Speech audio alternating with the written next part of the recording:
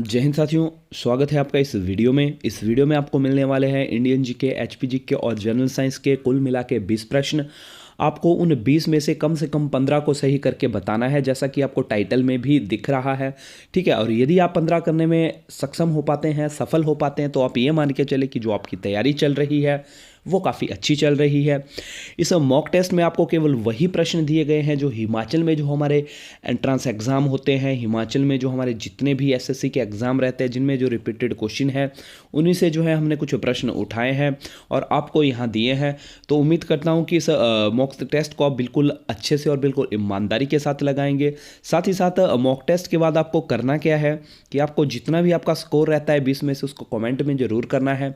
और साथ ही साथ आपको वो बातें भी हमें कमेंट कर देनी है जो आपको लगता है कि हमें इम्प्रूव करनी चाहिए, या आने वाले समय में आप किस तरह की वीडियो चाहते हैं। ठीक है, ताकि हम आपको आपके अनुसार जो है वीडियो प्रोवाइड करवा सकें। तो चलिए अभी हम अपना मॉक टेस्ट शुरू करते हैं। यहाँ पर आपको मैं इतना बता दूं कि हर क्वेश्चन को मैं पढ़ूंगा, उसके बाद आपको कुल मिला के 5 सेकंड का समय दूंगा। आपको उसी 5 सेकंड में जो अपना जवाब देना है, क्योंकि पुलिस के टेस्ट में टाइम का भी बहुत ही एक इंपॉर्टेंट रोल है। ठीक है दोस्तों, तो चलिए वीडियो शुरू करते हैं। लेकिन उससे पहले यदि आप हमारे इस चैनल पे नए हैं तो हमारे चैनल को सब्सक्राइब कर लें, बेल आइकन को दबा लें, ताकि जितने भी आगे की वीडियो हैं उनके जो नोटिफिकेशन है वो आपको समय पर मिलते रहे। तो दोस्तों, ये रहा पहला क्वेश्चन आपकी स्क्रीन के ऊपर। स्वतंत्र भारत के पहले गवर्नर जनरल कौन थे? तो दोस्तों, यहां पर अगर हम स्वतंत्र भारत के गवर्नर जनरल की बात करें तो right answer is Lord Mountbatten. जी हाँ दोस्तों, ये क्वेश्चन कई बार देखो 3 तरीकों से पूछा जाता है। कई बार पूछा जाता है कि स्वतंत्र भारत के पहले गवर्नर जनरल कौन थे, जो यहाँ पर है लॉर्ड माउंट बेटन। कई बार पूछा जाता है कि भारत के पहले गवर्नर जनरल कौन थे, तो भारत के पहले जो गवर्नर जनरल थे वो थे लॉर्ड विलियम बेंटिंग। और कई बार पूछा जाता है कि स्वतंत्र भारत के पहले भारतीय और अंतिम गवर्नर जनरल, तो वो थे सी राजगोपालचारी। और उसके बाद जो है इसके पद को जो है समाप्त कर दिया गया था। चलिए क्वेश्चन नंबर 2, नोबेल पुरस्कार प्राप्त करने वाला प्रथम भारतीय कौन है? आपका टाइम शुरू होता है। तो चलिए दोस्तों, यहाँ पर अगर हम बात करें नोबेल पुरस्कार की, तो देखिए यहाँ पे सीवी रमन है, मदर टेरेसा है, हरगोविंद खुराना है और रविंद्रनाथ टैगोर है। अगर हम बात करें तो इन सबको नोबेल प्राइज़ मिले हैं। ठीक है, लेकिन सबसे पहले जो भारतीय थे जिनको नोबेल प्राइज़ मिला वो थे रविंद्रनाथ टैगोर। चलिए नेक्स्ट क्वेश्चन की ओर बढ़ते हैं। क्वेश्चन नंबर 3, भारत में फिल्म जगत में दिया जाने वाला सबसे उत्कृष्ट पुरस्कार? And the right answer is Dada Saheb Phalke पुरस्कार। नेक्स्ट क्वेश्चन, निम्न में से किसमें गतिज ऊर्जा नहीं है, काइनेटिक एनर्जी नहीं है?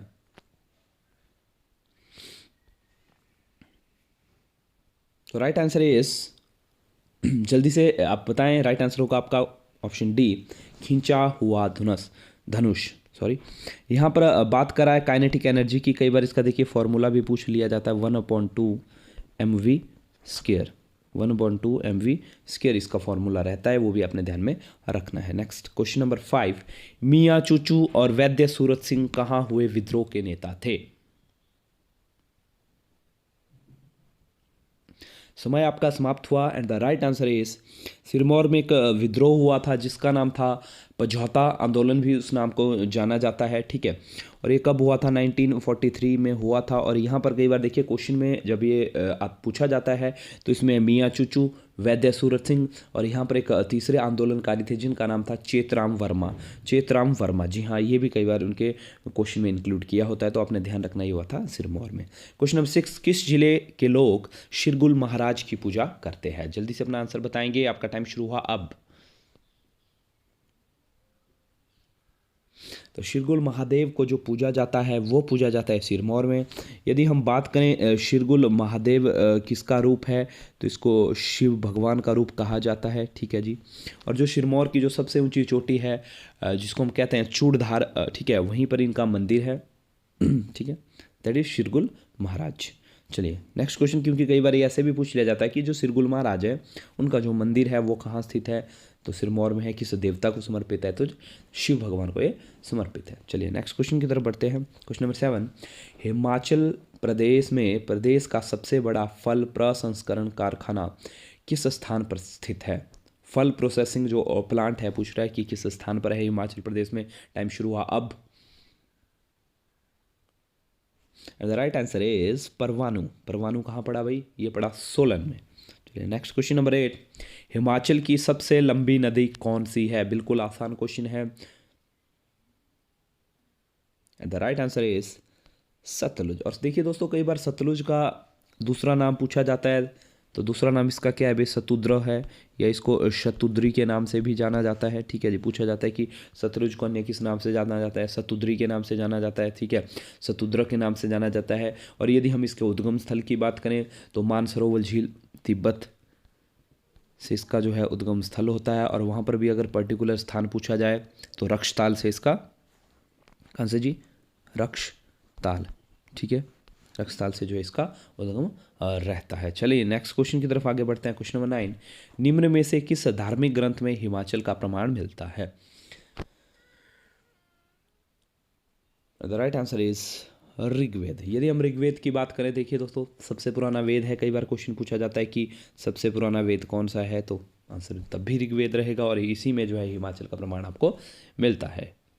और हिमाचल में इसको देखिए, ऋग्वेद में अगर हम बात को कहें कि हिमाचल को किस नाम से जाना जाता है, हिमद, हिमद के नाम से इसको जाना जाता है। चलिए नेक्स्ट क्वेश्चन के आगे हम चलें तो क्वेश्चन नंबर 10, सिंधु सभ्यता में घर किसके बनाए जाते थे।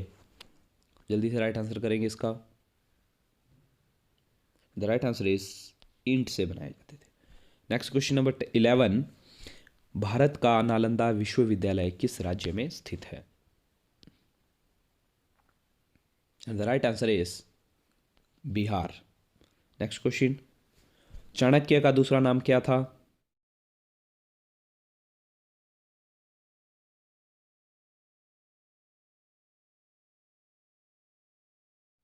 मौर्य के इसको महामंत्री कह सकते हैं, महामंत्री थे।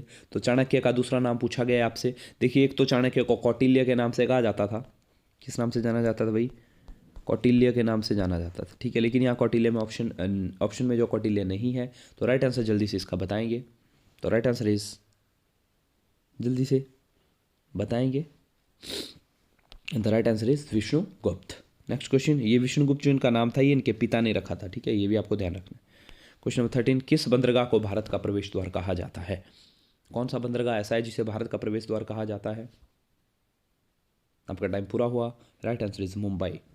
नेक्स्ट क्वेश्चन नंबर 14, भारत के महान्यायवादी की नियुक्ति कौन करता है, अटॉर्नी जनरल। और देखिए दोस्तों, इस क्वेश्चन की अगर मैं बात कर रहा हूँ, ये स्टार लगा रहा हूँ, ये मैंने बहुत ही रिपीटेड देखा है। जितने भी हमारे टेट के एग्जाम होते हैं, इस बार की बात करूँ मैं, लास्ट टाइम की बात करूँ, ये क्वेश्चन हर बार पूछा गया था किसी ना किसी टेट में, तो ये काफ़ी इंपॉर्टेंट क्वेश्चन है। तो बोलिए, भारत के महान्यायवादी की नियुक्ति कौन करता है। देखिए, भारत का जो महान्यायवादी होता है, भारत सरकार का कानूनी सलाहकार भी होता है। पूछा जाता है कि भारत सरकार का कानूनी सलाहकार कौन है, तो वो है महान्यायवादी। कौन है भाई, अटॉर्नी जनरल है या महान्यायवादी है, ठीक है। तो यहाँ पर इसका जो राइट आंसर रहेगा, इनकी नियुक्ति कौन करता है, तो भारत का जो महान्यायवादी है, अटॉर्नी जनरल है, उसकी नियुक्ति करता है भारत का राष्ट्रपति, प्रेसिडेंट ऑफ इंडिया। चलिए क्वेश्चन नंबर 15, भारत के संविधान में निहित नीति निर्देशक तत्व कहाँ से लिए गए। देखिए देखो, भारतीय संविधान जब बना तो बहुत सारी चीज़ें अडॉप्ट की गई अन्य देशों के संविधान से।